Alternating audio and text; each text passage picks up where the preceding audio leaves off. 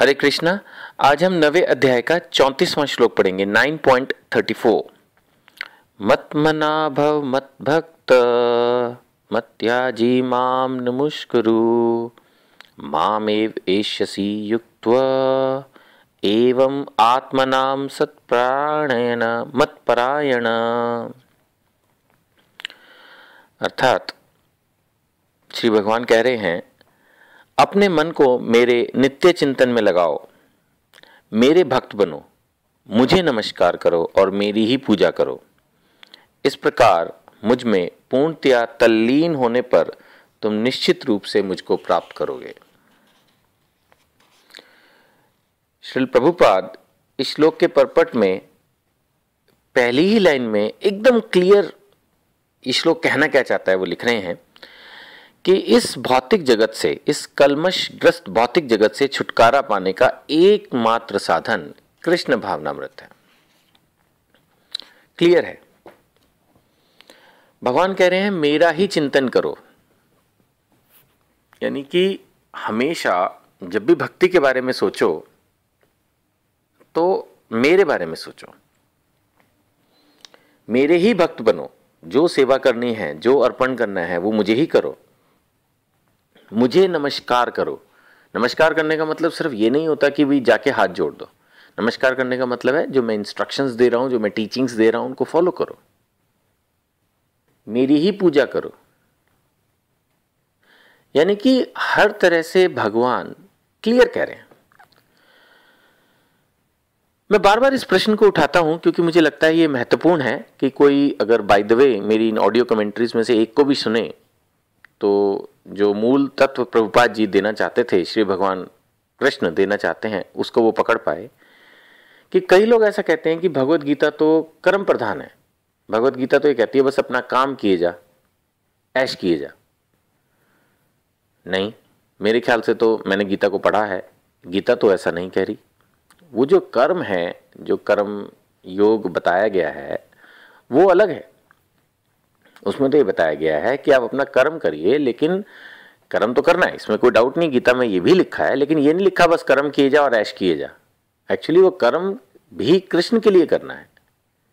यानी ये कृष्ण भक्त की मानसिकता के साथ हमें अपना परिवार का लालन पोषण करना है। ये नहीं कि हम गीता ने कहा है कि वे अपना कर्म किए जा तो मीन्स बस तू नॉनवेज भी खाए जा, तू ड्रिंक भी किए जा, तू जुआ भी खेले जा, तू लड़कियों को भी छेड़े जा और तू सब नॉनसेंस हरकतें भी करता जा और इसी को अपना कर्म समझ। परिवार को पालना कोई बहुत बड़ी बात नहीं होती है। ऐसे तो मच्छर भी कर लेते हैं, मक्खियां भी कर लेती हैं, जानवर भी कर लेते हैं। इसमें कोई बहुत तोप चीज नहीं कर रहे हैं हम। हमें कोशिश करनी चाहिए कि जो हमें मनुष्य जीवन मिला उसमें हम कुछ अलग करें। शास्त्रों के अनुसार वो अलग क्या है? वो अलग है भगवान की भक्ति करना, भक्त बन के रहने का प्रयास करना। मैं जानता हूं ये मुश्किल है, मेरे लिए भी मुश्किल है, सभी के लिए मुश्किल है, लेकिन प्रयास तो करें, कोशिश तो करें। यहां भगवान स्वयं कह रहे हैं मेरे भक्त बनो, मेरी पूजा करो, मुझे नमस्कार करो, मेरा चिंतन करो। तो जो ये श्लोक मैं कोट करता हूं उन लोगों के इस प्रश्न का जवाब में भी गीता में कहां लिखा है मेरी पूजा करो? लिखा है, ये लिखा है, क्लियर लिखा है। एंड आपको मैं ये भी शेयर करना चाहता हूं कि 18वें अध्याय के 65वें लाइन श्लोक में भी यही लाइन भगवान ने रिपीट की है, मन बना मद मद भक्तो मध्याजी माम नमस्कुरु। यानी देखा जाए तो ये one of the most important line है। देखिए कोई भी बात जब जरूरी होती है तो हम उसको 2 बार दोहराते हैं। ये एक लाइन इतनी इंपॉर्टेंट है कि भगवान ने गीता की इस पर्टिकुलर लाइन को 700 श्लोकों में 2 बार यूज किया, एज इट इज, 9.34 में भी, 18.65 में भी। तो इंपॉर्टेंट है ये लाइन कि भगवान स्वयं कह रहे हैं कि आप मेरी भक्ति करिए, मेरी पूजा करिए, मेरा चिंतन करिए। क्लियर कह रहे हैं, मेरा, कंफ्यूजन नहीं है। जबरदस्ती हमें उस बात को नहीं समझना तो हम इस बात का कुछ भी मतलब निकालें, लेकिन भगवान ने बहुत क्लियरली बोला है।